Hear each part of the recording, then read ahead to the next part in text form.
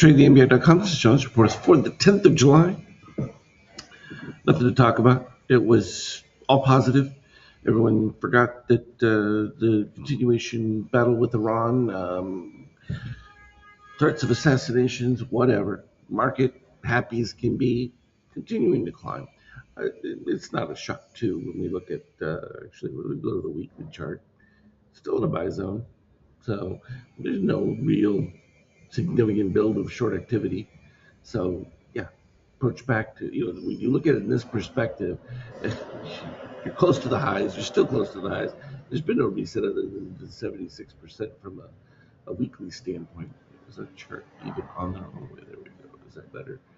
Anyway, it's not really relevant. What we're seeing is just a little fill back from a couple of these positive extremes that took place.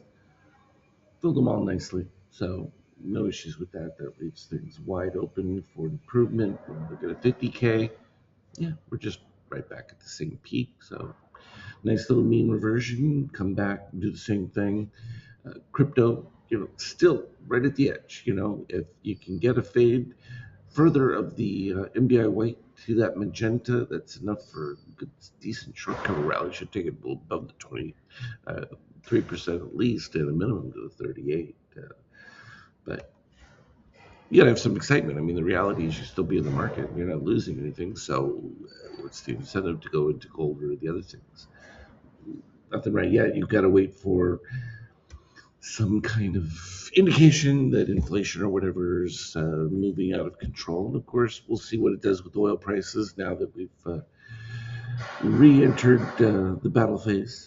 Again, it wasn't a surprise. It's just a little sooner than I thought they might actually wait a little bit longer, but the Iranians sort of forced the hand. They wanted to get some liquidity going. They did, and as soon as they got it, they were like, okay, yeah, we can do whatever we want now. And they tried that, and yeah, they fooled around and found out what happens. Europe's still very excited. They're going to spend lots of money on Ukraine. They're very happy about that because that's going to set up their war footing to prepare for the 2030 battle with Russia that they've got on their block.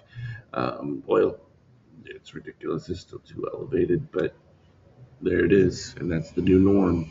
So from an NQ standpoint, building back up that 50%, still have some shorts rising, but magenta leading. That's bullish. You now finally have orange about to dip below red. That had already happened on the ES here. We were already seeing the similar kind of construct, at least from an MBI reading. It already had the cave with the magenta starting to turn around. And now it's going to be pretty close to the same there with the NASDAQ. And I think that broader build of the DOC red leading up, particularly when it gets above that negative 7.5. You get out of the no spark zone, I call it, between the negative 7 and negative 13.